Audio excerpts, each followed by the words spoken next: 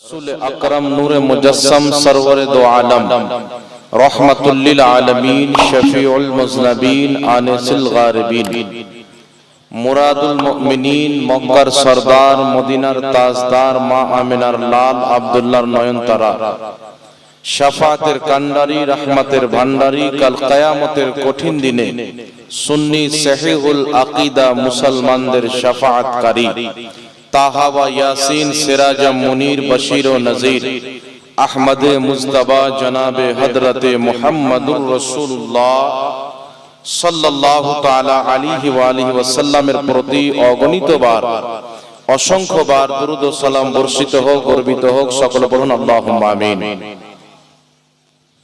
उपस्थित उलमाए किराम व तलबाए इस्लाम हाज़रीन मजलिस इस्लाम दरदी भाई ओ बाबूजिरा पर्दार आड़ालेर मा ओ बोनेरा सकलके आमार आंतरिक सालाम ओ शुभेच्छा जानिए महान रब्बुल आलामीनेर महान दरबारे तार महान नबीर दोहाई दिए दुआ करी जेन आल्लाह पाक आमाके सठिक भावे बुझाबार एवं सकलके बुझार तौफिक दान करें सकल बोलें अल्लाहुम्मा आमीन। तेरे गुलामों का नक्शे कदम है राहे खुदा,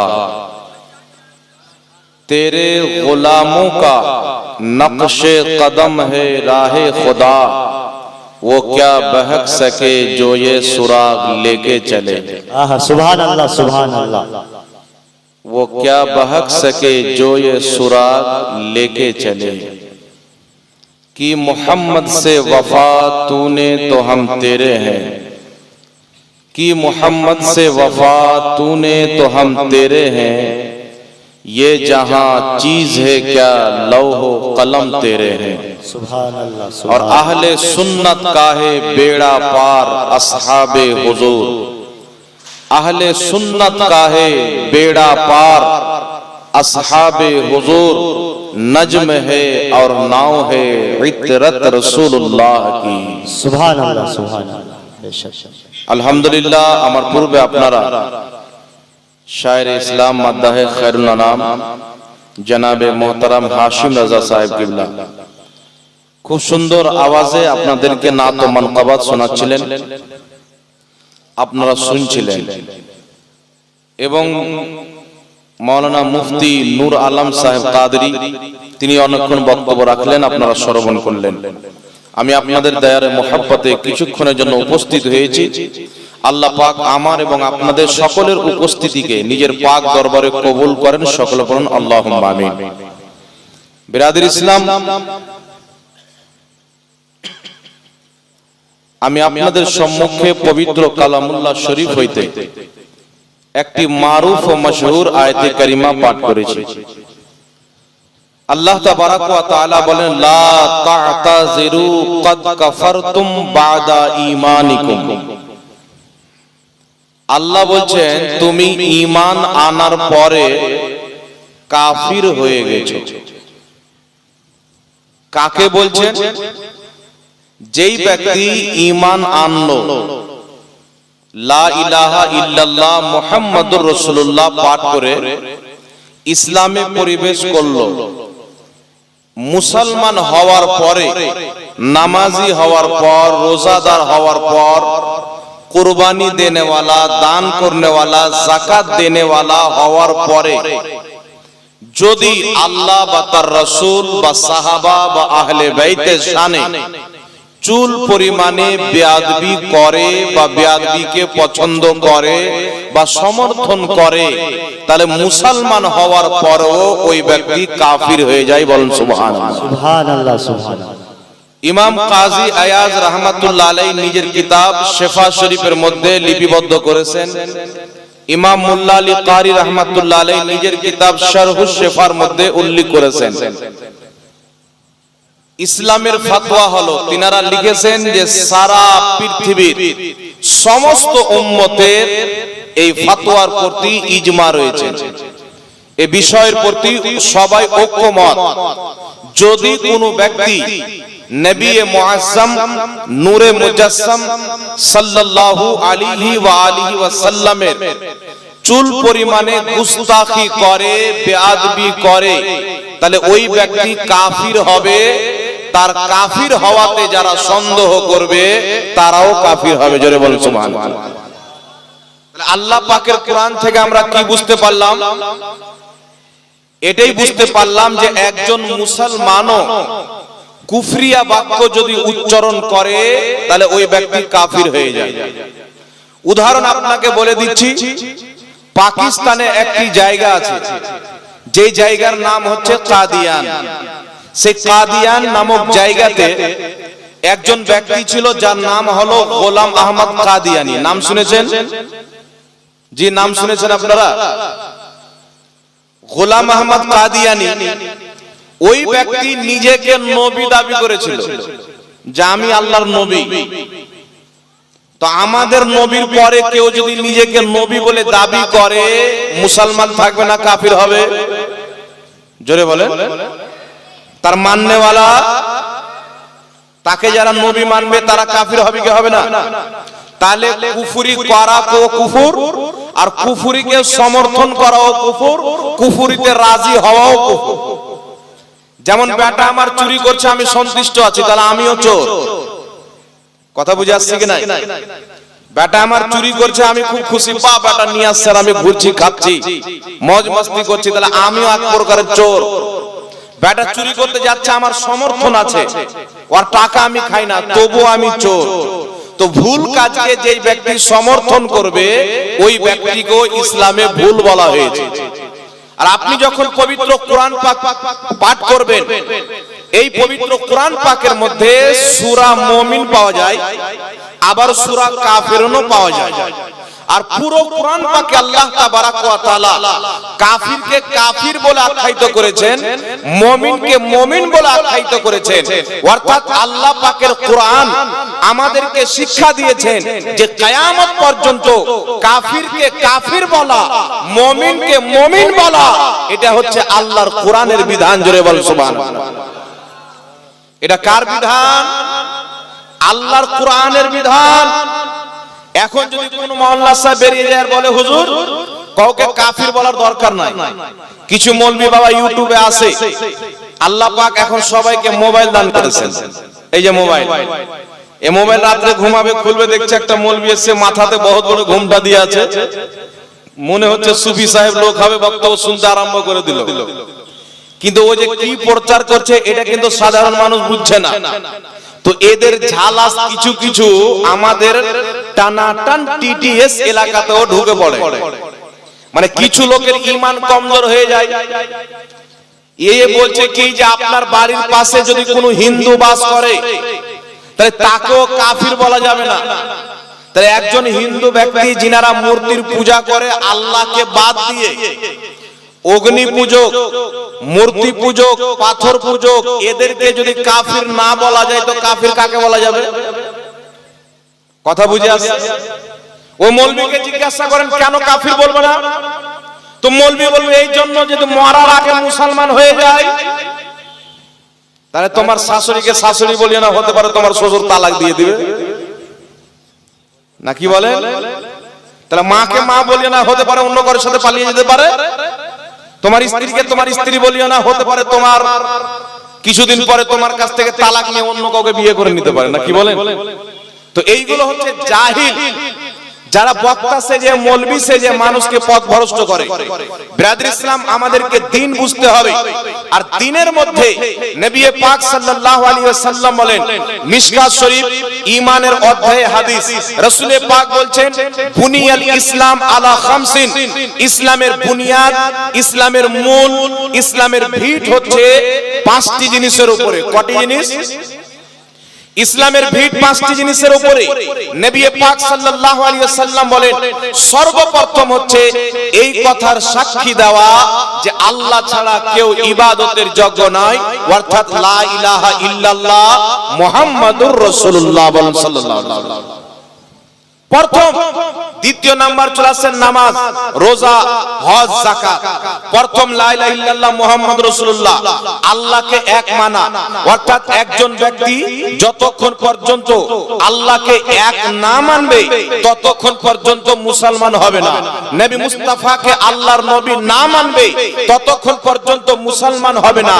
যেই ব্যক্তির লা ইলাহা ইল্লাল্লাহ ঠিক থাকবে, মুহাম্মদ রাসূলুল্লাহর প্রতি ঈমান ঠিক থাকবে, ওই ব্যক্তির উপরে চারটা জিনিস ফরজ হবে: নামাজ, রোজা, হজ, যাকাত। ঠিক না বেটি? জোরে বলে। আপনাকে একটা উদাহরণ দিচ্ছি, শরীয়তের ফতোয়া হলো একজন ব্যক্তিকে আল্লাহ পাক 60 বছর বয়স দান করেছেন, 60 বছর।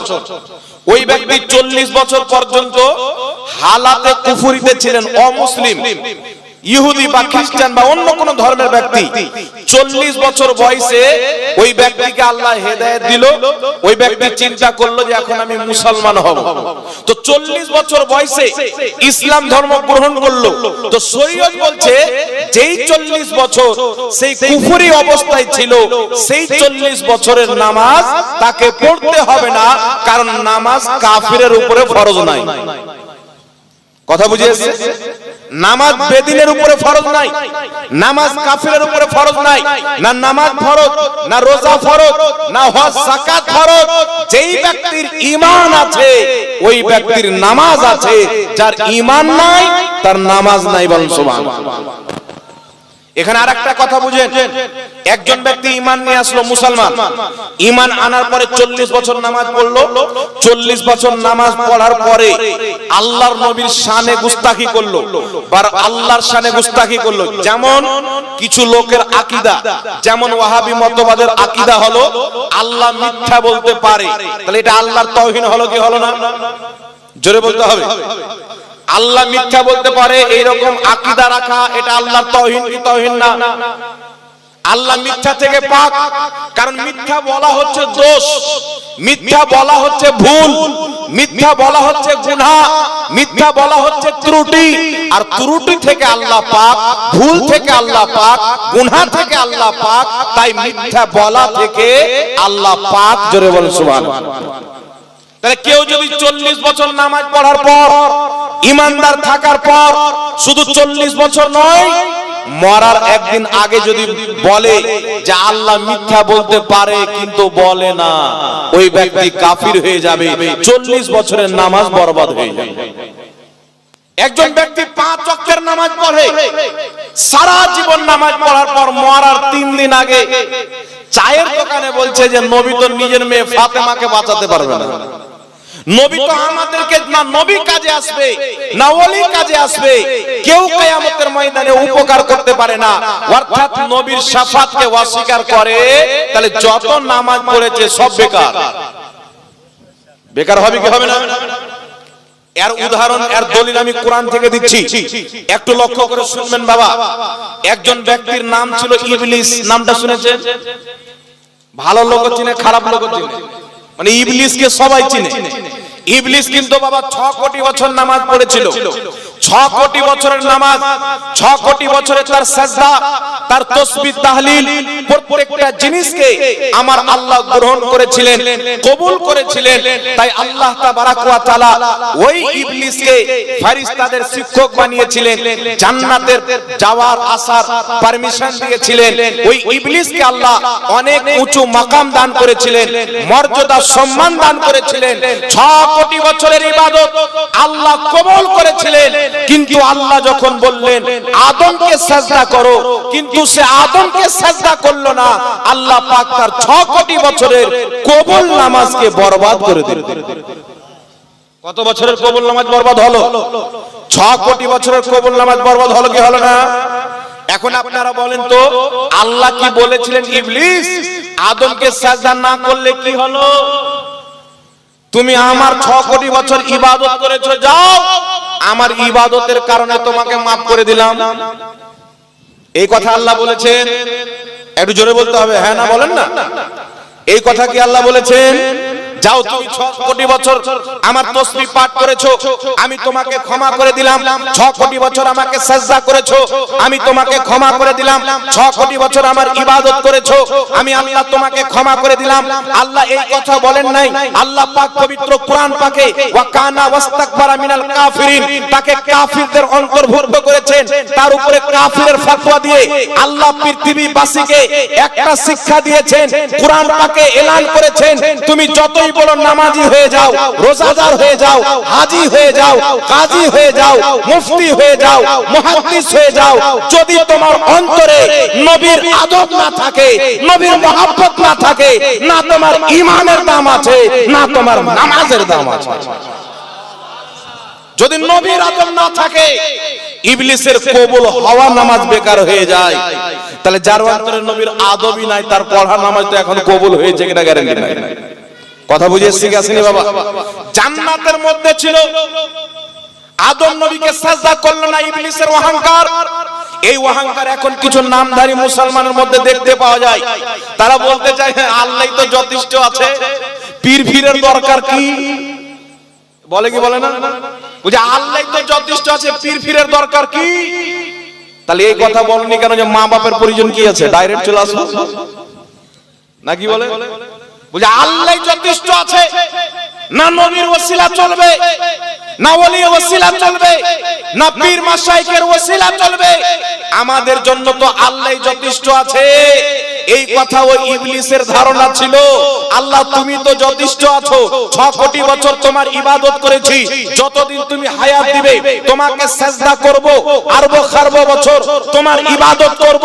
কিন্তু আল্লাহ না আদমের ওসিলা নিতে পারবো, না আদমের তাজিম করতে পারবো, না আদমকে সিজদা করতে পারবো।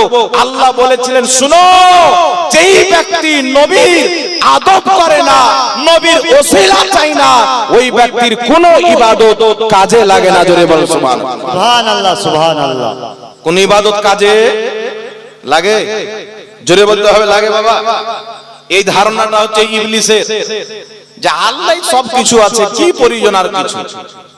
এই ধারণাটা কার? ইবলিসের। যেমন কিছু দল বেরিয়েছে বাবা, তবলিগি জামাত, জামাতে ইসলামী, আর একটা দল আছে এবার নাম দিয়েছে আহলে হাদিস, মানে হাদিস ওয়ালা। হাদিসের উপরে আমল করনেওয়ালা লয়, হাদিস ওয়ালা, মানে হাদিস কিনে বাক্সতে ভরে দেন বাস হাদিস ওয়ালা। আর যারা হাদিসের উপরে আমল করে তারা আহলে হাদিস নয়, আহলে সুন্নাত, নবীর হাদিসে আমল করনেওয়ালা। জোরে বলেন সুবহানাল্লাহ। তাই আমরা মানুষকে বলতে চাই যে এক জামানা ছিল আল্লাহ তাবারাক ওয়া তাআলার নিকটে ইবলিস তাওহীদকে অস্বীকার করেনি, আল্লাহর একত্ববাদীকে অস্বীকার করেনি। ফেরেশতারা একদিকে, ইবলিস একদিকে। ফেরেশতা বলল আল্লাহ তোমাকে সিজদা করেছি, তুমি যাকে সিজদা করতে বলবে তাকেও সিজদা করব, তোমার ইবাদত করি। তুমি যার সম্মান করতে বলবে তারও সম্মান করব। আর ইবলিস বলেছিল আল্লাহ শুধু তোমারই সম্মান করব, তোমারই তাজিম করব, তোমাকে সিজদা করব, তোমারই ইবাদত করব। একদিকে ফেরেশতা আল্লাহ তোমার ইবাদত করি, তুমি যাকে যাকে মানতে বলবে তাকে তাকে মানবো। ইবলিস বলছিল শুধু তোমাকে মানবো। আল্লাহ বলেছিল যারা আমার নবীকেও মানে, আমাকেও মানে, তারা হলো জান্নাতি, যারা শুধু আমাকে মানে তারা হলো জাহান্নামী। বলো সুবহানাল্লাহ। যারা বলে শুধু আল্লাহকে মানো তারা জাহান্নামী। এই কথা কিন্তু বাবা ইবলিস বলেছিল। কথা বুঝে এসেছে আপনাদের? তাই আমরা কি ইবলিসের মতন তাওহীদ মানবো না ফেরেশতার মতো? ইবলিসি তাওহীদ চলবে না। তাওহীদ মানতে গেলে জিবরিল আমিনের মতন তাওহীদ মানতে হবে, মালাকুতি তাওহীদ মানতে হবে, ফেরেশতাদের মতো তাওহীদ মানতে হবে। যেখানে আল্লাহর মহব্বত থাকবে, আল্লাহর মহব্বতের নিচে নবীর মহব্বত থাকবে, তার নিচে সাহাবা আহলে বাইতের মহব্বত থাকবে, আউলিয়া কিরামের মহব্বত থাকবে। শুধু এটা না আল্লাহকে মেনে নিলাম হয়ে গেলাম। আরে আল্লাহকে তখন মানা হবে যখন আল্লাহ যাদেরকে মানতে বলেছেন আপনি তাদেরকে মানবেন। বলেন সুবহানাল্লাহ। আল্লাহ বলছেন উমুককে মানো, উমুককে মানো, আর আপনি বলছেন না মানবো না, তাহলে আল্লাহকে মানা হলো? একজন যুবক এসে বলছে হুজুর আমি আমার বাপ মাকে খুব দেখি, আমার গ্রামে আমার মতন আমার বাপ মায়ের সেবা কেউ করে না। পরে খবর মিলছে যে বাপকে যখন অসুখ হয় তখন বাড়ি থেকে পালিয়ে যায়। মানে ওষুধ কিনে দিবে না, টাকা নাই, এলাজ করে না, বাপকে নিয়ে যেতে হবে কলকাতা, কিন্তু বাড়িতে বসে পড়ে আছে, কলকাতা নিয়ে যেতে পারবে না। তাহলে ওর বাপকে মানা হলো, বাবা বাপের সম্মান করি কিন্তু বাপকে দানা দেব না, আলাদা ভিন্ন করে খাচ্ছি। মাকে মহব্বত করি, মায়ের সম্মান করি, কিন্তু মা অসুখ হয়ে গেলে ডক্টরের বাড়ি নিয়ে যায় না, বাবা জমি বিক্রি করে যায়। তাহলে বাপকে মাকে মানা হলো? কথা বলে মানা হলো? তাই বেরাদের ইসলাম, আহলে সুন্নাত ওয়াল জামাতের মতন তাওহীদ মানতে হবে, তবেই পাবেন জান্নাত। জোরে বলতে হবে সুবহানাল্লাহ। এইবার চলে আসেন বেরাদের ইসলাম, মহান রব্বুল আলামিন বলেন লা তা'তাযিরু কাদ কাফারতুম বাদা ঈমানিকুম, তুমি ঈমান নিয়ে আসার পরে কাফির হয়ে গেছো। এই কথাটা আল্লাহ কাকে বলেছিলেন? তাফসীরে নাসাফির মধ্যে উল্লেখ রয়েছে, হাদিস লিপিবদ্ধ রয়েছে। নবী পাক সাল্লাল্লাহু আলাইহি সাল্লামের জামানায় একজন সাহাবীর উটনি হারিয়ে গেল। আমার আপনার নবী বললেন, তোমার উটনি অমুক জঙ্গলে রয়েছে। তো এই কথা শুনে একজন মুনাফিক বাইরে গিয়ে বলছেন যে মুহাম্মদ সাল্লাল্লাহু আলাইহি সাল্লাম বলে অমুকের উটনি অমুক জায়গাতে রয়েছে, কিন্তু আমরা মুনাফিক তার ভেষ, মুসলমান ভেষে তার ক্ষতি করছি, আমাদেরই খবর রাখে না। মুহাম্মদ কি গায়েব জানে? মুহাম্মদ বলছে তোমার উটনি অমুক জায়গাতে আছে, অমুক জঙ্গলে আছে, তো মুহাম্মদ তো গায়েব জানে না। তো আল্লাহ বলছেন জিবরিল যাও, কারণ নবীর ইজ্জতের কথা আসলে আল্লাহ আয়াত নাজিল করতে বিলম্ব করেন না। যেখানে যেমন প্রয়োজন পড়ে আল্লাহ নিজের নবী মুস্তাফার সম্মানকে বয়ান করে। জোরে বলো সুবহানাল্লাহ। আল্লাহ জিবরিল আমিনকে আয়াত দিয়ে পাঠালেন, ওয়ালা ইন সাআলতাহুম লা ইয়াকুলুন্না ইন্নামা কুন্না নাখুদু ওয়া নালআবু কুল আবিল্লাহি ওয়া আয়াতিহি ওয়া রাসূলিহি কুনতুম তাস্তাহজিউন। আল্লাহ বলছেন মাহবুব, তুমি তাদেরকে যদি জিজ্ঞাসা করো এই কথা কি বলেছো যে মুহাম্মদ গায়েব জানে না, তারা বলবে আমরা তো মজাক করছিলাম, আমরা তো ঠাট্টা করছিলাম, আমরা তো এরকমই মজাক করছিলাম। আল্লাহ বলছেন বাহানা করিও না, তোমরা কি আল্লাহর আয়াতকে ঠাট্টা করো, আল্লাহর নবীকে ঠাট্টা করো, বাহানা করিও না। লা তা'তাযিরু কাদ কাফারতুম বাদা ঈমানিকুম, তুমি তো ঈমান নিয়ে এসেছিলে, আমার নবী ইলমে গায়বকে অস্বীকার করার কারণে কাফির হয়ে গেছে। জোরে বলেন সুবহানাল্লাহ। তাহলে ঈমান আনার পরে কি বললো? নবী গায়ব জানে না। কুফরির ফতোয়া কে দিল? আল্লাহ। তাহলে এই কোরআনের বিধান শুধু 1450 বছর পূর্বে ছিল না, কিয়ামত পর্যন্ত? কথা বলতে হবে বাবা। কোরআন পাকের বিধান শুধু 1500 বছর পূর্বে চলতো না, আজও চলে। কিয়ামত পর্যন্ত কোরআনের বিধান জারি থাকবে। কিয়ামত পর্যন্ত কোন ব্যক্তি যদি বলে নবী ইলমে গায়ব জানে না, ওর উপরে কোরআনের ফতোয়া কুফরির ফতোয়া লাগে। কারণ নবী আল্লাহর জানাতে গায়ব জানে। কথা বুঝেছি কি আছে না বাবা? আল্লাহর জানাতে জানে, আল্লাহ যতটুকু জানিয়েছেন ততটুকু জানে, এই বিশ্বাস রাখতে হবে।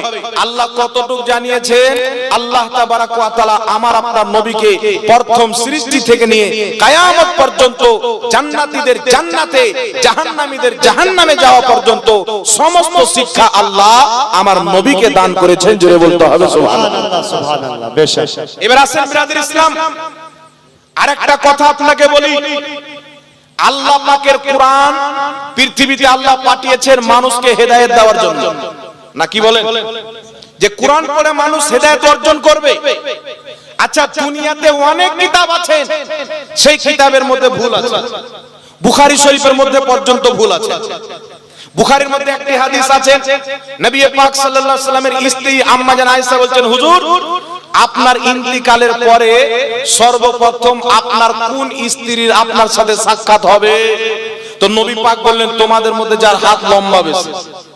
তো মা আয়েশা বলছেন, আমরা হাত নাপতে আরম্ভ করলাম, পরে বুঝতে পারলাম যে দান বেশি করে। মানে হাত লম্বা মানে যে দান বেশি করে, সাজদা বেশি করে। তো নবী পাকের স্ত্রীগণের মধ্যে সবচাইতে বেশি দান করতেন হযরতে যায়েনব রাদিয়াল্লাহু তাআলা আনহা। আর নবী পাকের পরে তিনার যে স্ত্রী ইন্তিকাল করেছিলেন তিনি হচ্ছেন যায়েনব রাদিয়াল্লাহু তাআলা আনহা। কথা বুঝেছে? কিন্তু ইমাম বুখারী ওই বুখারী শরীফের হাদিসে হযরতে যায়েনবের নাম উল্লেখ না করে মিস্টেকে বা টাইপিং এ ভুল হয়ে থাকুক অন্য করে নাম ভরে দিয়েছে। এত যারা হাদিস বিশারদ, হাদিসের সারা লিখেছেন, তাশরীহ লিখেছেন, তিনারা এই ভুলটা সংশোধন করে দিয়েছেন। কিন্তু একমাত্র কোরআন যেটা নির্ভুল কিতাব, জোরে বলতে হবে।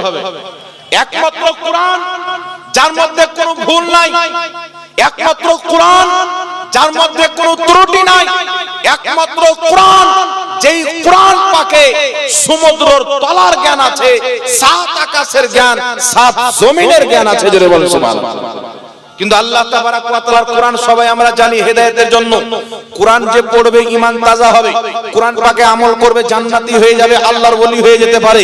এই পবিত্র কোরআন পাক মানুষকে হেদায়েত দিতে এসেছেন, কিন্তু আল্লাহ বলছেন কোরআন পড়ে হেদায়েতও পাবে, গুমরাহও হবে। আল্লাহ বলছেন কোরআন পড়ে অনেক লোক হেদায়েত পাবে, অনেক লোক গুমরাহ হবে, এটা কোরআনেরই কথা। তাহলে আমরা তো সবাই জানি কোরআন পড়ে হেদায়েত পাবে, ঠিক না ঠিক? কিন্তু কোরআন পড়ে গুমরাহ হবে এটা বুঝতে পারলাম না। কিন্তু বাবা এই জামানাতে যারা আছেন তারা বুঝতে পেরেছে। এই জামানাতে আমরা বুঝতে পেরেছি যে কোরআন পড়ে কেন গুমরাহ হবে। এখন নতুন নতুন ফিরকার নতুন নতুন কোরআনের অনুবাদ। একটি দল বেরিয়েছে জামাতে ইসলামী নামে দল। এই দলটা একটি কোরআনের অনুবাদ করেছে। এই দলের প্রতিষ্ঠাতা হচ্ছে আবুল ওলা মওদুদী।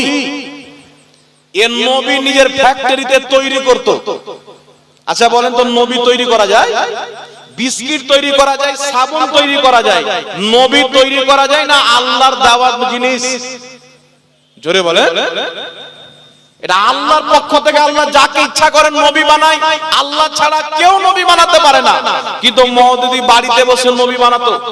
তার লেখা কিতাব তাফহিমাত প্রথম খণ্ড 42 নম্বর পৃষ্ঠা, পাকিস্তান কারাচির ছাপ। কিতাবটি আমার কাছে রয়েছে। লিখছে রাম, শঙ্কর, লক্ষ্মণ এগুলো সব আল্লাহর নবী। বাড়িতে বসে আব্বার দেওয়া ধর্ম নবী বানিয়ে দিল ফ্যাক্টরি।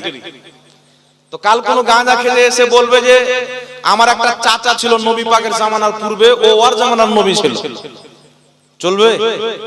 জি, রাম, কৃষ্ণ, লক্ষ্মণ এরা সব আল্লাহর নবী। কি করে বুঝলে? বলছে এদের চরিত্র, এদের আখলাক যখন পড়ি তো নবীর মতো মনে হয়। চিন্তা করেন, আপনি গস পাকের আখলাক পড়েন, নবী পাকের এক চুল আখলাকের বিরুদ্ধে পাবেন না, সেম টু সেম নবীর আখলাকের মতো। তাই কি গস পাককে আমরা নবী বলতে পারবো? জি। আর এই গাধা বলছে আর নবী আছে, আবুল ওলা মওদুদী। একে খাড়ো কে করলো? এর বাড়ি হচ্ছে হায়দ্রাবাদ, জন্মস্থান হায়দ্রাবাদে, পরে পাকিস্তান গিয়েছিল পাঞ্জাবে। আল্লামা ইকবাল, ডক্টর ইকবাল তাকে ডেকেছিল। পাকিস্তানের পাঞ্জাবে বসবাস করতে করতে একটা দল তৈরি করলো। দলটার নাম দিল জামাতে ইসলামী। জামাতে ইসলামী দল তৈরি করে আস্তে আস্তে কিতাব লিখতে আরম্ভ করলো। তার কিছু আকীদা আপনাদেরকে গনিয়ে দিচ্ছি। তার আকীদা হচ্ছে যে নবীগণ মাসুম না। ইসলামের আকীদা হচ্ছে আল আম্বিয়াও মাসুমুন, প্রত্যেক নবী মাসুম, অর্থাৎ নবীগণের দ্বারাই না ছোট গুনাহ হতে পারে না বড় গুনাহ হতে পারে। এখন আপনি বলবেন যে আদম আলাইহিস সালাম তো একটা ফল খেয়েছিলেন, আল্লাহ খেতে নিষেধ করেছিলেন, তাহলে এটা গুনাহ হলো না? না, এটা গুনাহ না। এটা হচ্ছে খাতায়ে ইজতিহাদি। মুজতাহিদ যখন ইজতিহাদ করে কোরআন সুন্নাহ থেকে কোনো মাসলা বের করে বা কোনো কাজ করে, কাজটা যদি সঠিক হয় 2 নেকি পাবে, ভুল যদি হয় 1 নেকি পাবে। এটা মুজতাহিদ। তো আদম আলাইহিস সালামের ওটা খাতায়ে ইজতিহাদি ছিল, অত কোনো গুনাহ নাই। আমরা যদি ভুল করি, একজন গাড়ি চালাচ্ছে ভুল করে দেয়, 10টা লোকের উপরে চাপিয়ে দেয়, তো মার্ডার হয়ে যাবে। আপনি যদি ভুল করেন তো মার্ডারও হয়ে যেতে পারে, ঈমানও চলে যেতে পারে।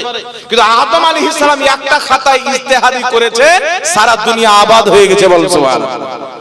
একটা খাতায় ইজতিহাদির কারণে ওই আদমের সন্তান নূহ আলাইহিস সালাম, ইব্রাহিম আলাইহিস সালাম, আমার নবী, আপনার নবী, আপনি আমি আজকে যে এখানে আছি, আদম আলাইহিস সালামের ফল খাওয়ার কারণে। ফল যদি না খেতেন জান্নাত থেকে বের হতো না। তাহলে ওটা কোন ভুল ছিল? এটা আমার আপনার ব্রেন আসবে না। তাই নবীগণ মাসুম আকীদা রাখতে হবে। কিন্তু আবুল ওলা মওদুদী নিজের সাওয়ালাত কিতাবের মধ্যে কি লিখছেন? স্পষ্ট ভাবে নিজের রিসালার মধ্যে লিখতেছে যে মুসা আলাইহিস সালাম কবিরা গুনাহ করেছেন। মুসা আলাইহিস সালাম কবিরা গুনাহ করেছেন, মানে বড় গুনাহ করেছেন। এটা হচ্ছে আবুল ওলা মওদুদীর মত। তাহলে যেই ব্যক্তি বলবে যে নবীগণের ব্যাপারে যে বড় গুনাহ করেছেন, কবিরা গুনাহ করেছেন, ওই লোকটার ঈমান থাকতে পারে? তারপরে লিখছে কি শুনেন, তারপরে লিখছেন যে হযরত উমর ফারুক রাদিয়াল্লাহু তাআলা আনহু অনেক সিদ্ধান্ত ভুল করেছেন। লিখছে খলিফায়ে রাশিদিন যারা নবীর খলিফা তাদের আদেশ গ্রহণ করা যাবে না, কিন্তু আমার আপনার নবী বলছেন আলাইকুম বিসুন্নতি ওয়া সুন্নতি খুলফায়ে রাশিদিন আল মাহদিয়িন, আমার সুন্নাত আমার খলিফাদের সুন্নাত তোমাদের জন্য জরুরি। জোরে বলুন সুবহানাল্লাহ। নবী বলছেন আমার সুন্নাত মানো, আমার খলিফাদের সুন্নাত মানো, আর এ বলছেন নবীর খলিফার হুকুম সুন্নাত আমল করা যাবে না, মানা যাবে না।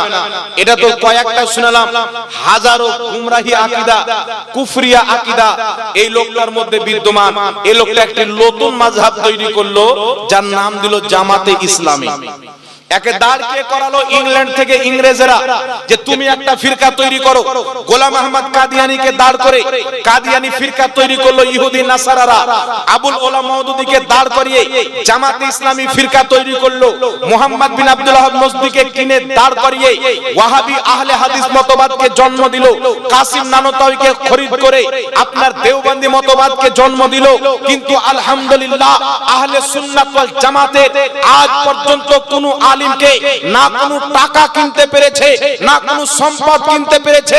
ইমামে আহলে সুন্নাত আলা হযরত সুন্নিদের ইমামের নিকটে নানপাড়ার বাদশার চেলা এসে বলছে আপনি তো অনেক সুন্দর কবি লেখেন, একবার আমাদের বাদশাদের শানে লেখেন, আপনাকে ধন সম্পদ দিয়ে মালামাল করে দিব।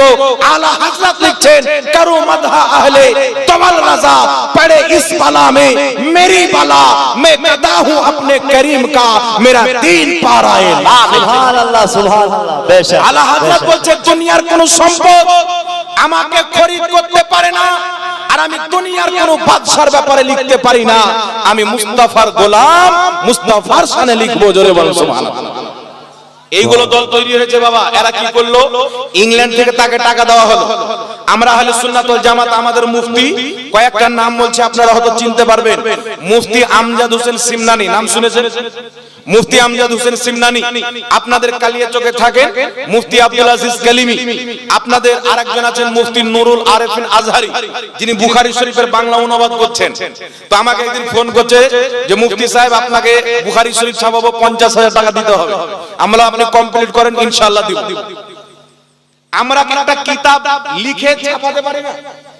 মুফতি আমজাদ সিমনানি সাহেবের লেখা অনেক কিতাব পিডিএফ করে আমরা মানুষকে পাঠাই, কিন্তু আমরা ছাপাতে পারি না বাবা। টাকা লাগবে কিনা? আর ইয়ারা ফ্রিতে কিতাব বন্টন করে। কিসে? ফ্রিতে বন্টন করে। শোরুমের মাল কোনোদিন ফ্রিতে বন্টন হয় না, ক্যাচড়া মাল গ্রামে ভ্যানে করে রিকশাতে করে বিক্রি করে। তো মওদুদীর আকীদা হলো ক্যাচড়া, তার কোরআন পাকের অনুবাদ হলো ক্যাচড়া। এই ক্যাচড়া ফ্রিতে কোরআন বন্টন করে, কিন্তু আহমদ রাজার কানজুল ঈমান ফ্রিতে পাওয়া যায় না। খরিদ করে পড়ে দেখবেন দুনিয়ার সমস্ত অনুবাদকে এক পাল্লাতে রেখে আহমদ রাজার অনুবাদকে এক পাল্লাতে রাখেন।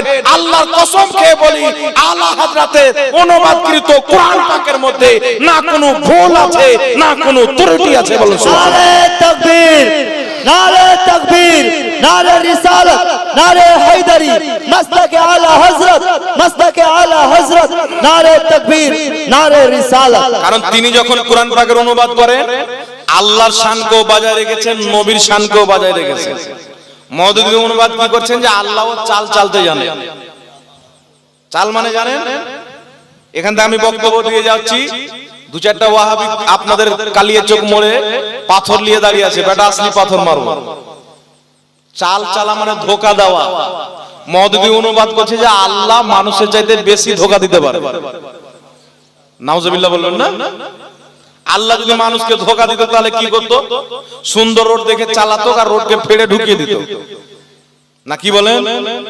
তাহলে কত রকমের নোংরা আকীদা দেখেন।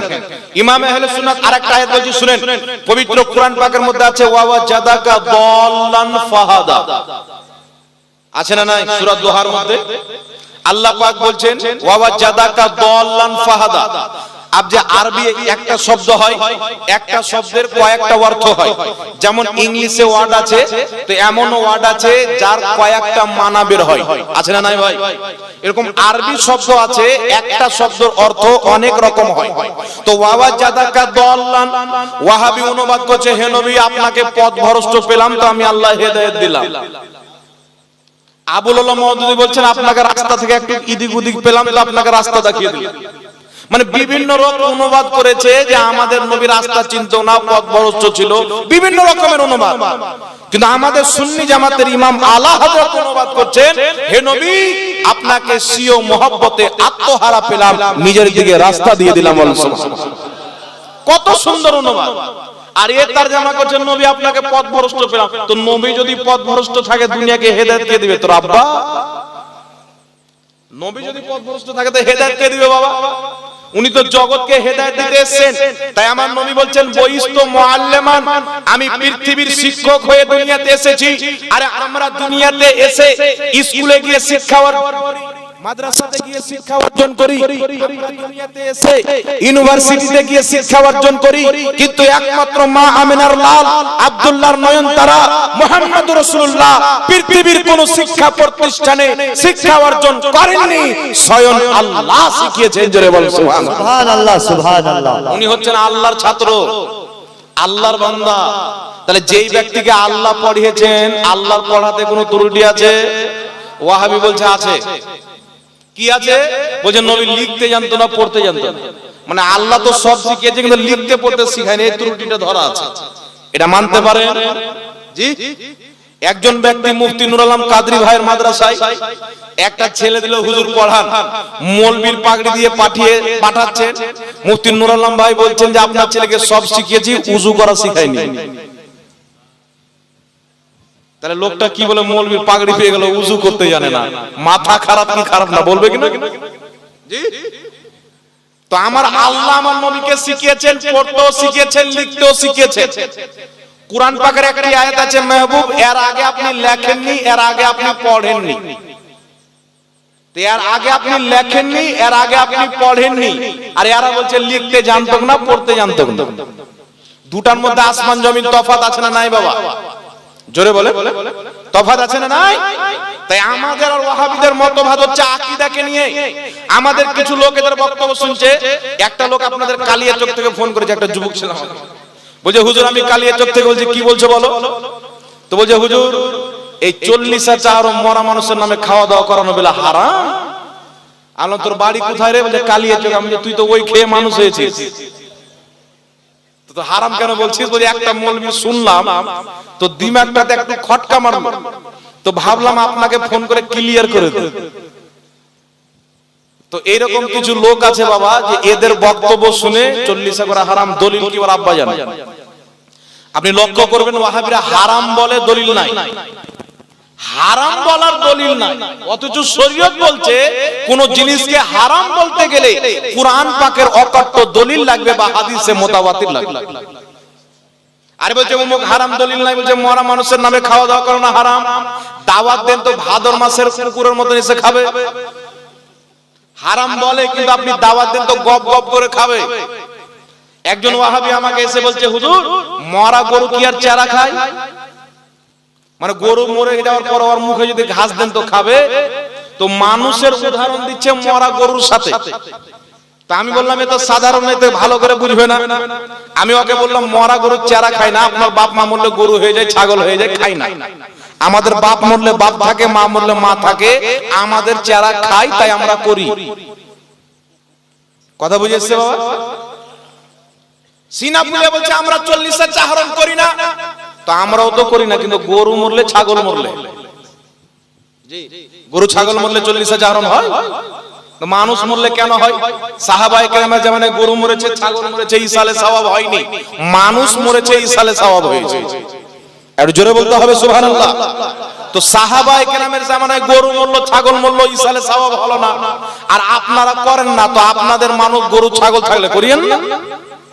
সাহাবার মানুষ মরেছে তো করেছেন। আপনাদের সম্মুখে কয়েকটি দলিল দিচ্ছে বাবা, লক্ষ্য করে শুনবেন। এই বিষয়টা একটু ক্লিয়ার করে দিই, মানুষের ব্রেনে ঘুম ঢুকে যায়। একটা লোক আছে ওর বেটির বিয়ে দিয়েছে ওয়াহাবির বাড়ি।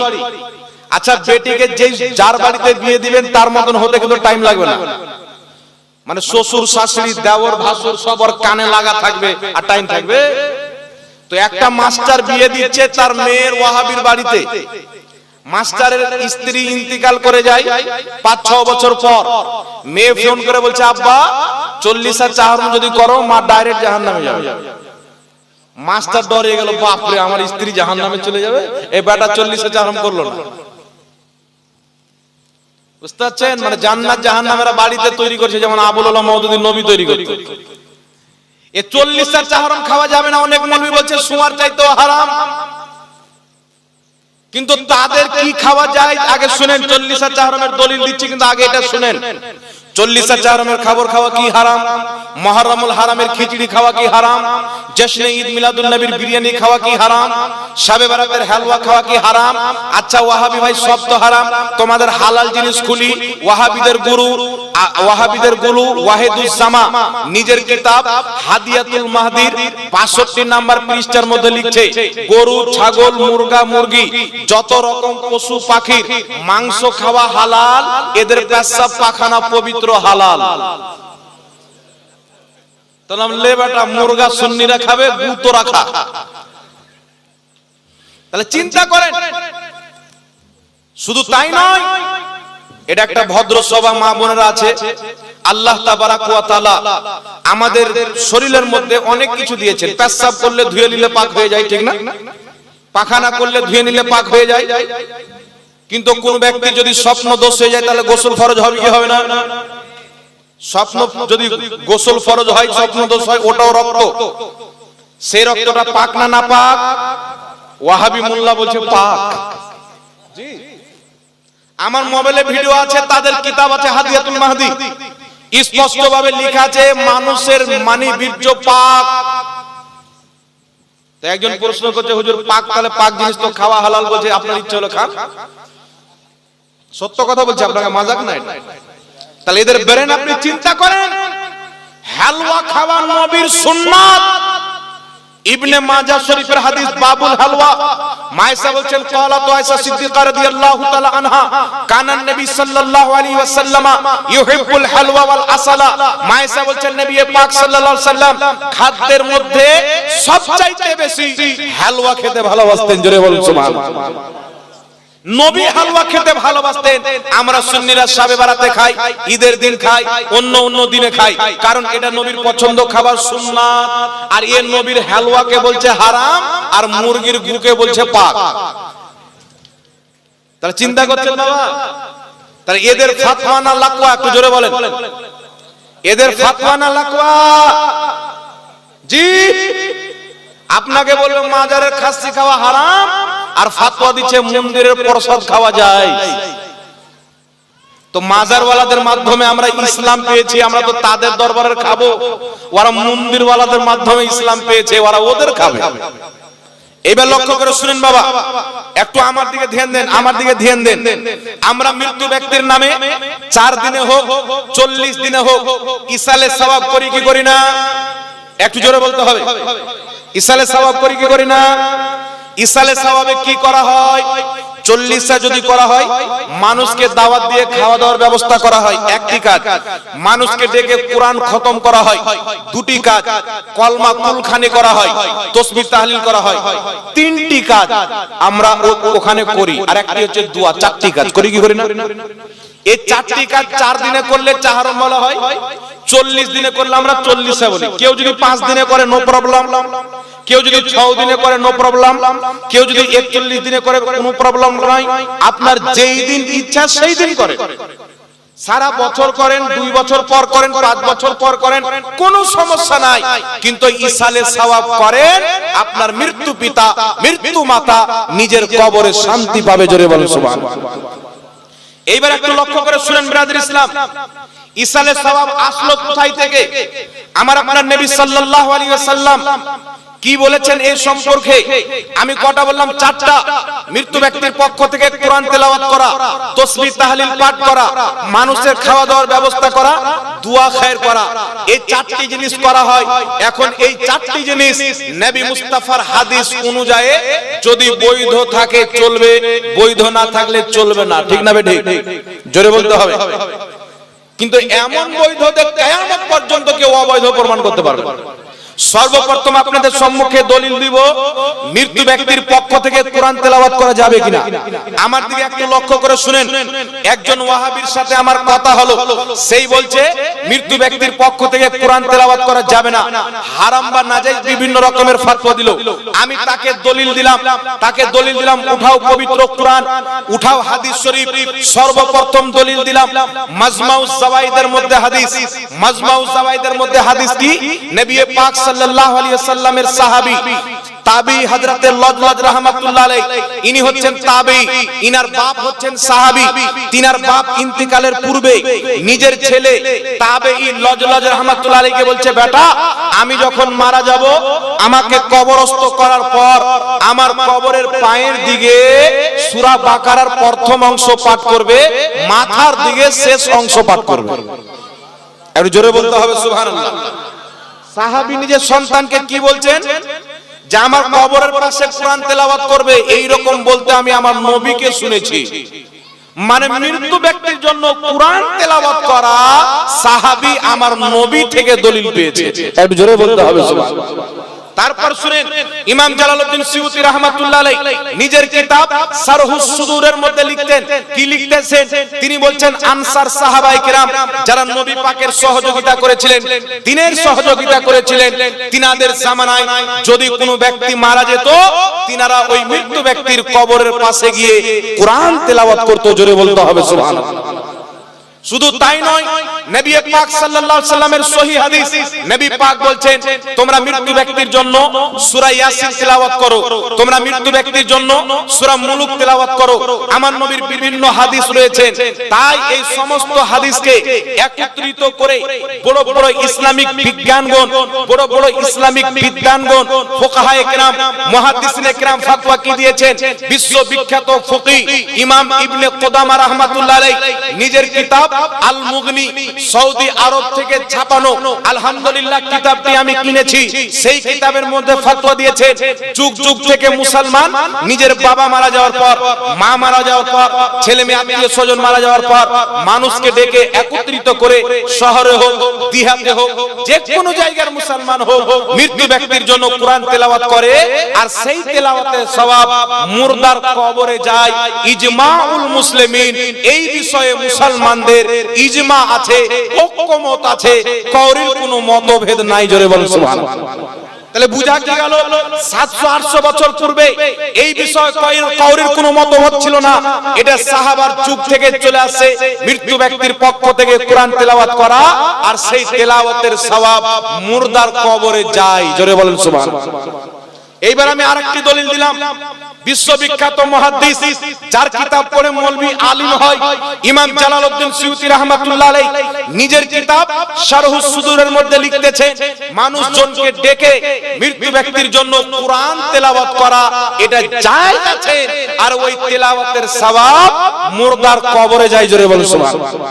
লা মাযহাবী যারা নিজেকে বলে আহলে হাদিস, ওয়াহাবী নজদীদের লেখা কিতাব ফাতাওয়া সানাইয়ার মধ্যে লেখা আছে জীবিত ব্যক্তি যখন মৃত্যু ব্যক্তির পক্ষ হতে কোরআন তেলাওয়াত করে, সেই তেলাওয়াতের সওয়াব মুর্দার কবরে আমার আল্লাহ পৌঁছিয়ে দেয়। জোরে বলুন সুবহানাল্লাহ। আমার আল্লাহ পৌঁছিয়ে দেয়। অসংখ্য দলিল দ্বারা প্রমাণিত, ওয়াহাবীদের কিতাব ও দলিল, মুহাদ্দিসদের ফতোয়া রয়েছে, ফুকাহায়েদের ফতোয়া রয়েছে, নবী পাকের সহিহ হাদিস বিদ্যমান।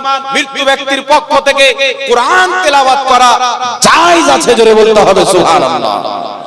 এইগুলো দলিল যখন বললাম, ওয়াহাবী বলছেন হুজুর এতগুলো দলিল যখন আছে তাহলে তেলাওয়াত করা অবশ্যই যায়, মানে জায়েজ মানলো। তারপরে বলছে তো ভাড়া করে লোক নিয়ে এসে লাভটা কি হুজুর? ভাড়া করা লোক নিয়ে এসে লাভ কি? মানে কেন? বলছে আমার বাপ মারা গেল, আমি কোরআন তেলাওয়াত করব, আমি দোয়া করব, ভাড়া করা হুজুর কেন নিয়ে আসবো? ভাড়া করা খালতিপুর মাদ্রাসার তালবিলিং কেন নিয়ে আসবো? ভাড়া করা মৌলবি কেন নিয়ে আসবো? গ্রামের লোক কিনে নিয়ে এসে কোরআন তেলাওয়াত করব। এই যে ভাড়া করে ডেকে নিয়ে এসে কোরআন তেলাওয়াত করা, এটা হচ্ছে বিদআত, এটা হারাম।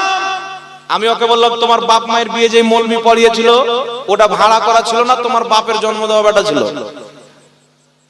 জি, ওয়াহাবিদের মসজিদের ইমাম কি টাকা দিয়ে রাখে না এমনি রাখে? কথা বলতে হবে বাবা। তখন ভাড়া করা ভুলে যায়। ঈমানের পরে সর্বোচ্চ ফরজ হচ্ছে নামাজ। এই জোরে বলেন ঠিক না ঠিক? এলাকাতে কিছু লোক বেরিয়েছে বলছে আমার কবর আমার পীর সাহেব চলে আসবে, নামাজের দরকার নাই। হ্যাঁ, ওর পীরের খবর কি হবে আল্লাহ জানে।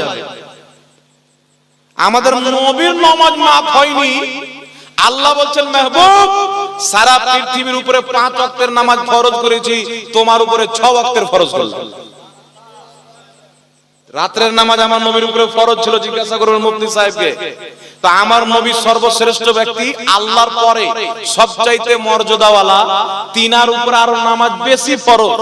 আর এখন কিছু লোক বেরিয়েছে ওই যে আমাদের কবর আমাদের পীর সাহেব চলে আসবে, নামাজের দরকার নাই। এই মাল আছে না নাই বাবা? যে পীরের কি খবর হবে, তোর কি খবর হবে? মর আগে, মইরা দেখ, তারপর বুঝতে পারবি। আবু বকর সিদ্দিকের জুতোর ধুলার সামান নয় আজকের কোন পীর। আমার নবীর কদমের ধুলার যা সম্মান, আজকের কোন পীরের অত সম্মান নাই। পীর ধরা শরীয়তে হারাম নয়, পীরের মুরিদ হওয়া সুন্নাত জায়েজ হতে হবে, কিন্তু পীরের মুরিদ হলে নামাজ মাফ হয়ে যায়। কোথায় পেল? এ ভণ্ড কি ভণ্ড না বাবা? জোরে বলতে হবে।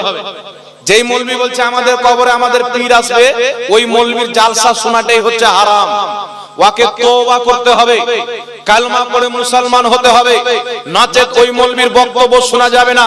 কারণ কোন মুসলমানের কবরে না কোন পীর আসবে, না কোন সাহাবী আসবে, না কোন সাহাবী আসবে, না কোন আপনার ওলি আসবে।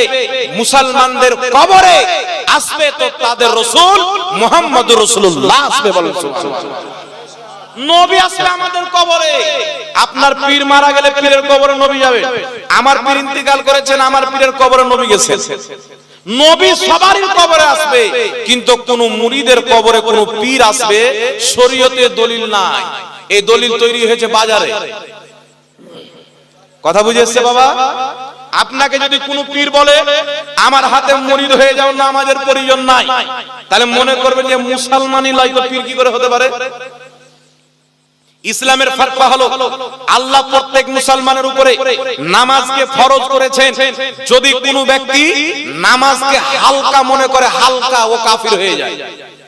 নামাজকে হালকা মনে করলে কাফির হয়ে যাবে, নামাজকে ফরজ না মনে করলে কাফির হয়ে যাবে, নামাজকে হাকির মনে করলে কাফির হয়ে যাবে। কোন ব্যক্তি যদি বলে নামাজ আল্লাহ ফরজ করলে পড়লেও হবে না পড়লেও হবে, ও কাফির, ওর বউ তালাক। তাহলে কোন পীর যদি বলে আমার মুরিদ হয়ে যাও, নামাজ লাগবে না, ও তো পাক্কা কাফির। ওর স্ত্রীটাও ওর স্ত্রী নাই, তাহলে ওর হাতে মুরিদ হওয়া যাবে? আর আশা করি কেউ যদি পীর থাকে এরকম কথা বলবে না। এগুলো মুরিদরা ভাসিয়ে দেয়, কিছু মুরিদ ভাসিয়ে দেয়, আরে মুরিদ হয়ে যাও আর নামাজের দরকার পড়বে না। খবরদার মুসলমান, একজন মুসলমানের কোন অবস্থায় কোন হালাতে নামাজ মাপ নাই। জোরে বলতে হবে সুবহানাল্লাহ। সুবহানাল্লাহ। মাপ আছে না? কারা কারা বলছেন মাপ আছে? হাত উঠান দেখি। কওরির মাপ নাই, ঠিক না ঠিক? জোরে বলতে হবে। তো নামাজ পড়া লাগবে কি লাগবে না বাবা? তো নামাজ হচ্ছে ঈমানের পরে সর্বোচ্চ ফরজ, ঠিক না ঠিক? আপনি পীরের মুরিদ হন, মুরিদ হওয়া কোরআন থেকে প্রমাণিত। পবিত্র কোরআন সূরাতুল ফাতহা আয়াত নাম্বার 10, সাহাবা আমার নবীর হাতে বাইত হয়েছেন। সূরাতুল মুমতাহিনা আয়াত নাম্বার 12, সাহাবায়ে কেরামের স্ত্রীরা পর্দার আড়াল থেকে নবীর কাছে বাইত গ্রহণ করেছেন। নবী পাকের ইন্তিকালের পর বুখারীতে হাদিস, মুসলিমে হাদিস, অনেক কিতাবে হাদিস রয়েছেন। কেউ আবু বকর সিদ্দিকের কাছে মুরিদ হয়েছেন, কেউ হযরত ওমর ফারুকের কাছে মুরিদ হয়েছেন। তিনাদের পরে কারবালার মাটিতে ইমামে হুসেনের হাতে অনেক লোক বাইত গ্রহণ করেছেন, অনেক আবার ইয়াজিদের হাতে বাইত গ্রহণ করেছেন। মানে ইয়াজিদ ছিল ভণ্ড পীর, হুসেন ছিল অরিজিনাল পীর। জোরে বলেন না সুবহানাল্লাহ। সুবহানাল্লাহ। ইয়াজিদি পীর মানা যাবে না, হুসাইনি পীর ছাড়া যাবে না, জোরে বলছেন। জি, শাহ ওয়ালিউল্লাহ মুহাদ্দিস দেহলভী রাহমাতুল্লাহ আলাইহি নিজের রিসালার মধ্যে লিখেছেন, মুরিদ হওয়া হচ্ছে সুন্নাত। বিশ্ববিখ্যাত ফতোয়ার কিতাব ফাতাওয়া তাজুশ শরিয়ার মধ্যে লেখা আছে, মুরিদ হওয়া সুন্নাতে কাদিমা মুস্তামেরা।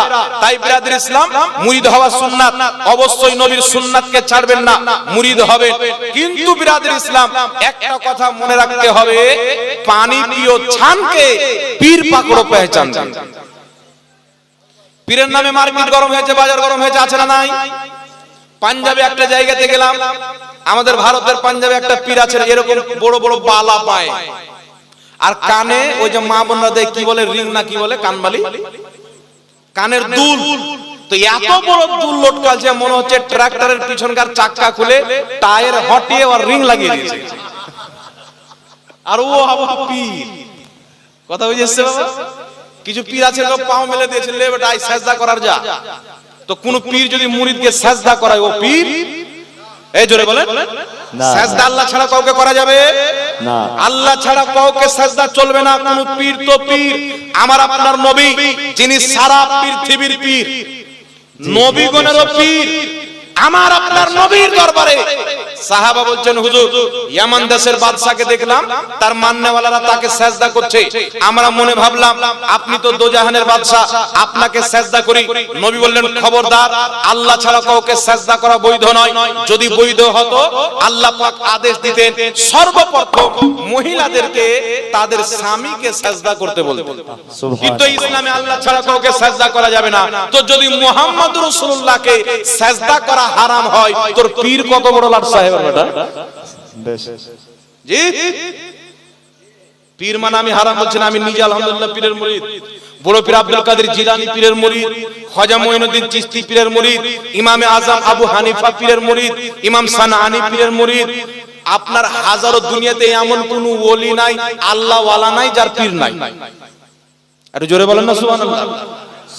তাই বিশ্ববিখ্যাত মুফাসসির ইমাম ফখরুদ্দিন রাজি রাহমাতুল্লাহ আলাইহি নিজের কিতাব তাফসিরে কবিরের 11তম খণ্ড 198 নম্বর পৃষ্ঠা, বেইরুত লেবাননের ছাপ, সেই কিতাবের মধ্যে বলেছেন, নিজের জামানার সমস্ত হক্কানি পীর মুর্শিদের অন্তরে মুহাব্বতকে রেখে, আদবকে রেখে একজনের হাতে বাইত হতে হয়। জোরে বল সুবহানাল্লাহ।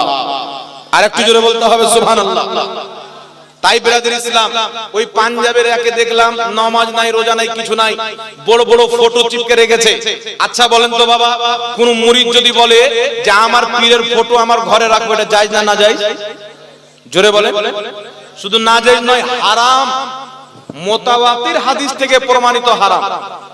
একজন এক জায়গায় বক্তব্য দিলে একটা মুরিদ বলছে যে হুজুর আপনার যে সব ক্যামেরা হচ্ছে, তো একটি কথা মনে রাখবেন, এই দেখছেন আপনারা শত শত ক্যামেরা লাগা আছে, এই ক্যামেরাটার যে ফটো হয়, ভিডিও হয়, এই বিষয়ে আমাদের আহলে সুন্নাতের মাশায়েখদের মধ্যে মতনৈক্য রয়েছে, মতভেদ, ইখতিলাফ। আর নবী বলেছেন আমার উম্মতের ইখতিলাফ হচ্ছে রহমত। এগুলো ফুরুই মাসলাতে ইখতিলাফ। অনেকে বলছেন নাজায়েজ হারাম, তারা করে না। যিনারা বলছেন নাজায়েজ হারাম, তিনারা করছেন। তিনারা তিনাদের ফতোয়াতে আমল করবে, কোনো গুনাহ হবে না। তিনারা তিনাদের ফতোয়াতে আমল করবে, কোনো গুনাহ হবে না। জোরে বলুন সুবহানাল্লাহ। কিন্তু যেটা কাগজে ফটো আছে, বাড়িতে চিপকানো হয়, মানি ব্যাগে রাখা হয়, পকেটে ভরা হয়, যেই ফটো কাগজে আছে, সারা পৃথিবীর সমস্ত আহলে সুন্নাতের উলামা একমত, কাগজের ফটো তোলা, ঘরে চিপকানো, আপনার ট্রাক্টরে লাগানো, গাড়িতে চিপকানো, এটা স্পষ্ট হারাম। এতে কাউরির কোনো মতভেদ নাই। জোরে বলুন সুবহানাল্লাহ। একমাত্র প্রয়োজনে, যেমন পাসপোর্ট, বুঝেছে, পাসপোর্ট, আধার কার্ড, ভোটার কার্ড, ব্যাংকের প্রয়োজন, রেশনের প্রয়োজন, মমতা খালার লক্ষ্মী ভাড়ের প্রয়োজন, তখন জায়েজ আছে। বুঝতে পেরেছেন? প্রয়োজনে জায়েজ আছে, অপ্রয়োজনে জায়েজ নাই। না কোনো পীরের ফটো, না কোনো নবীর ফটো, এ তো আরো বেশি হারাম। কোন ব্যক্তি যদি নামাজের বাইরে হারাম কাজ করে, হারাম, আর নামাজের ভিতরে করলে আরো বেশি হারাম হবে কি হবে না? ভালো জায়গাতে গিয়ে হারাম কাজ। তাহলে যেমন এই যে আপনার এইবার হজ হলো, আলহামদুলিল্লাহ আপনাদের দোয়াতে আমরা আমাদের আব্বা মাকে হজ করতে পাঠিয়েছি, এখন আছেন। 18 তারিখে বোম্বে ফ্লাইটে নামলাম। তো হজ করতে গিয়ে একটা ভিডিও দেখলাম, একজন পাঠিয়েছে আমাকে। এ হজ করতে গিয়ে হাজিরা সব বসে আছে, আর 4টা লোক পাত্তা খেলছে, তাস। জি আল্লাহর কসম আমি দেখেছি ভিডিও। ওই জায়গাতে গিয়ে পাত্তা খেলছে। তাহলে ভারতে খেলছিল গুনাহ কি গুনাহ না? আর ওই রকম আরবের মতন মাটিতে গিয়ে খেলছে, তাহলে আরো বেশি গুনাহ হবে কি হবে না বাবা? জি গুনাহ কবিরা হবে কি হবে না? তাহলে চিন্তা করেন মুসলমানের অবস্থা কি হতো। তাই ব্রাদার ইসলাম বুঝে সুঝে কাজ করতে হবে, পীর অবশ্যই মানতে হবে। ইমাম যাহাবী রাহমাতুল্লাহ আলাইহি তারিখে ইসলাম কিতাবের মধ্যে সহিহ সনদে হাদিস নিয়েছেন। হযরতে আব্দুল্লাহ ইবনে উমর রাদিয়াল্লাহু তাআলা আনহুমা মারফু সূত্রে বর্ণনা করছেন যে একজন পীর তার মুরিদের কাছে এমন যেমন নবী তার উম্মতের কাছে। জোরে বলুন সুবহানাল্লাহ। এটা সহিহ হাদিস দ্বারা প্রমাণিত। কিন্তু বাবা কিছু লোক বেশি বাড়াবাড়ি করে কি করেছে, দুই একটা ভণ্ড পীরকে দেখেছে, বলছে সব পীর মানা হারাম। এও বাড়াবাড়ি, ঠিক না বেঠিক? দুই একটা গাঁজাখোর পীরকে দেখে বলছে সব পীর মানা হারাম। এটা একটা গাঁজাখোরি লোকের ফতোয়া হতে পারে, সুস্থ মস্তিষ্কের ব্যক্তির ফতোয়া হতে পারে না। আপনারা দেখবেন ওয়াহাবি মৌলবীরা বলে পীর মুরিদি চলবে না, বলে কি বলে না? কিন্তু আমাদের চাইতে বেশি পীর ওয়ারা মানে। আচ্ছা বাবা বলেন তো, পীর হচ্ছে ফার্সি শব্দ, নামাজ হচ্ছে ফার্সি শব্দ, রোজা হচ্ছে ফার্সি শব্দ। নামাজের কেউ যদি আরবি দেখতে চায় কুরআন হাদিসে সালাত শব্দ পাবে, রোজার যদি আরবি দেখতে চায় কুরআন হাদিসে সিয়াম শব্দ পাবে। সেই রকম পীরের যদি আরবি দেখতে চায় তাহলে শেখ শব্দ পাবে। কি শব্দ পাবে? শেখ। একটা উদাহরণ আপনাদেরকে দিই, জ্ঞানী গুণী লোক আপনারা বসে আছেন। মুফতি নূর আলম সাহেব কাদরি বড় ভাই আমার ফতোয়া দিচ্ছেন যে পানি পান করা যায়, ওয়াটার পান করা হারাম। তাহলে মসজিদে আপনারা রাখবেন, বলবেন যে আমাদের মৌলবি পাগলা হয়েছে রে, এ মৌলবি আর চলবে না, চেঞ্জ কর, না কি বলেন?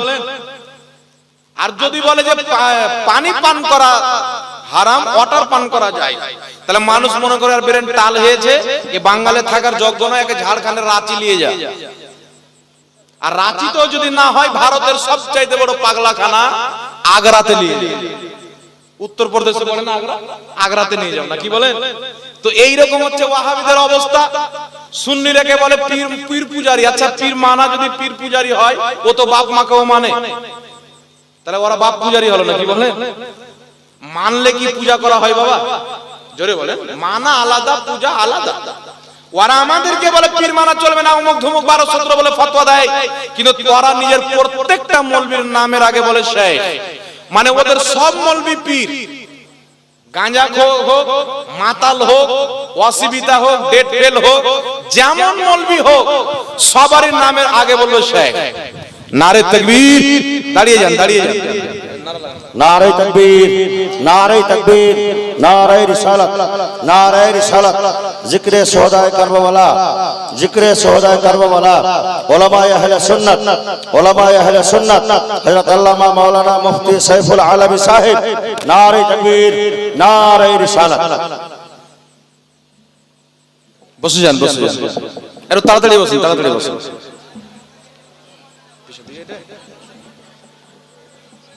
বসে যান, আপনারা নিজের জায়গাতে বসে যান।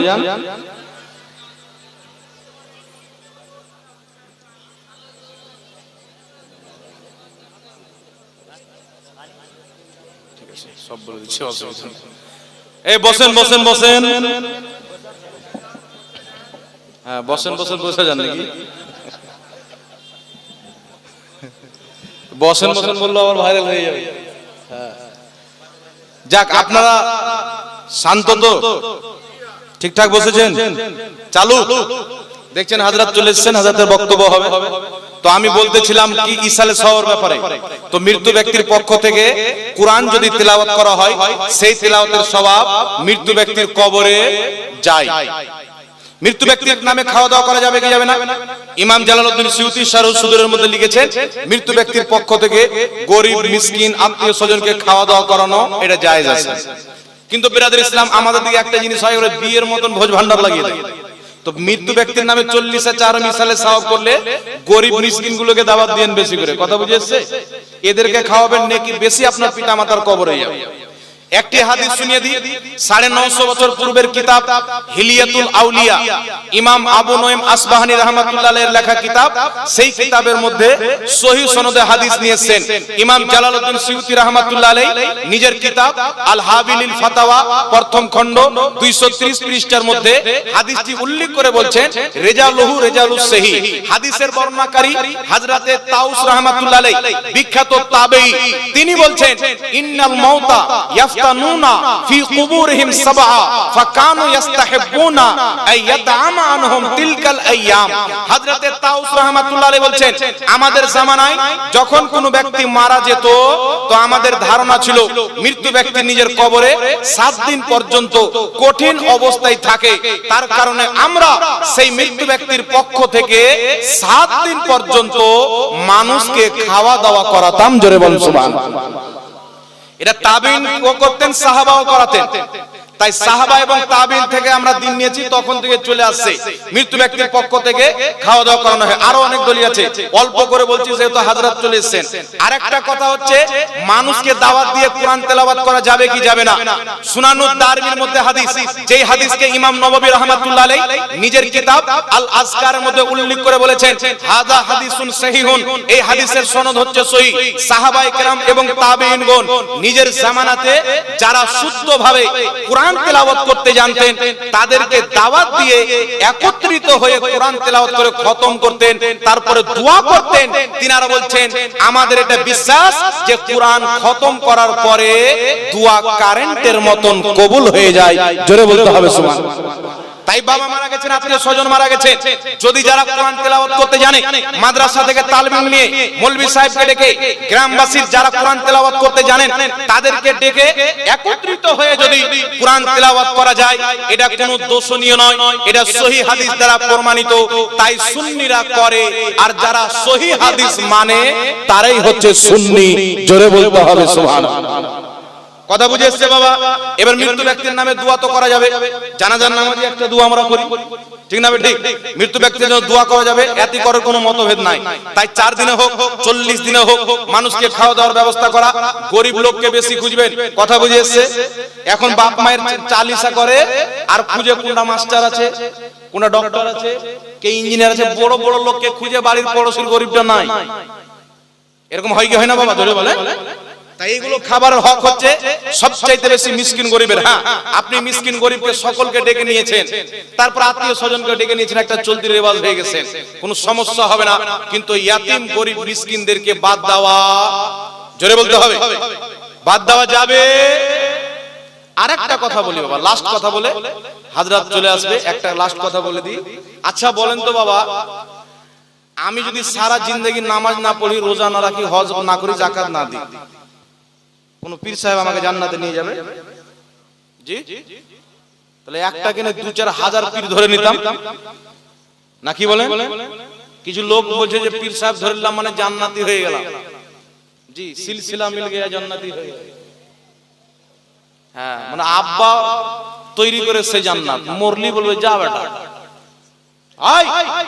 আপনি নামাজ পড়বেন না, কোন পীর আপনাকে জান্নাতে নিয়ে যেতে পারবে? আপনি রোজা রাখেন না, হারামখোরি করেন, রোজে 3 বার 36 বার করে দাড়ি কাটেন, আর আপনি বলছেন যে জান্নাতে চলে যাব, মুরিদ হয়ে গেলাম মানে জান্নাতে চলে গেলাম। আপনি যেই কথাতে মুরিদ হচ্ছেন ওই সমস্ত কথার উপরে যদি আমল করেন তবেই আপনার পীর জান্নাতে নিয়ে যেতে পারবে। কারণ বুখারী শরীফের মধ্যে হাদিস, নবী পাক সাল্লাল্লাহু আলাইহি সাল্লাম বলেন কিয়ামতের ময়দানে কিছু লোক হবে আল্লাহর সাথে ঝগড়া করবে। যেমন মানুষ জমিনে দুনিয়াতে ঝগড়া করে, এর চাইতে বেশি কঠোর ভাবে ঝগড়া করবে। ঝগড়া করে বলবে আল্লাহ তুমি তো আমাদেরকে জান্নাত দিচ্ছ, কিন্তু আমাদের যারা মুরিদ, আমাদের যারা ভাই, আমাদের যারা মান্যওয়ালা, আমাদের সাথে নামাজ পড়েছে, আমাদের সাথে রোজা রেখেছে, তারাকে জান্নাতে না দিলে আমরা যাব না। আল্লাহ বলবে যাও তাদেরকে নিয়ে জান্নাতে চলে যাও। জোরে বলেন। তো পীরের মুরিদ করলো যে ফরজগুলিকে আদায় করবো, নামাজ পড়বো, রোজা রাখবো, হারাম করবো না হালাল করবো, আর আপনি নামাজ পড়ছেন না, হারাম করছেন, হালাল করছেন না, তাহলে আপনাকে নিয়ে যাবে? একটু জোরে বলতে হবে, নিয়ে যাবে। তাই নিজের কর্ম করতে হবে। হ্যাঁ, আল্লাহ পাক যদি নসিবে রাখে আউলিয়া কেরাম, শহীদগণ, আলিমগণ শাফাত করবেন, তবে নামাজ কোনোদিন ছাড়বেন না। এই নামাজ কোনো পীর মাফ করাইতে পারে না। এই নামাজ একমাত্র আল্লাহর হক, কোনো বান্দা ক্ষমা করাইতে পারবে। জোরে বলতে হবে। কোন বান্দা ক্ষমা করতে পারবে না।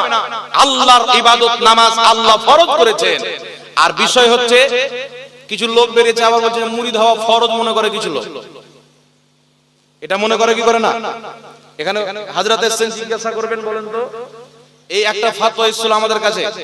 হানফি দারুল ইফতা বলে আমরা একটা ইফতা চালাচ্ছি মুর্শিদাবাদের মাটিতে। ওর হেড মুফতি হচ্ছে মুফতি তোফাজ্জল হোসেন নাইমি সাহেব। একটা ফতোয়া এসেছে। ফতোয়াটা কি এসেছে? যে একটা লোক বলছে যে মুরিদ হওয়া ফরজ। আচ্ছা বলেন তো বাবা, মুরিদ হওয়া ফরজ এটা কোন মৌলবি বলেছে? জি, জোরে বলতে হবে। মুরিদ হওয়া কি সুন্নাত, কেউ কেউ বলেছেন মুস্তাহাব, কেউ কেউ বলেছেন সুন্নাত। তো খুব বেশি মেনে নিলে সুন্নাত। মুরিদ হওয়া না ফরজ আছে না ওয়াজিব আছে, মুস্তাহাব পর্যায়ের একটি সুন্নাত আমল আছে। কেউ যদি সারা জিন্দেগি মুরিদ না হয়, কেউ যদি সারা জীবন মুরিদ না হয়, এই যে হক্কানি আলিম উলামা আছে ইনাদের কি নিজের পীর মনে করে, কোনো গুনাহ নাই। কথা ঠিক আছে?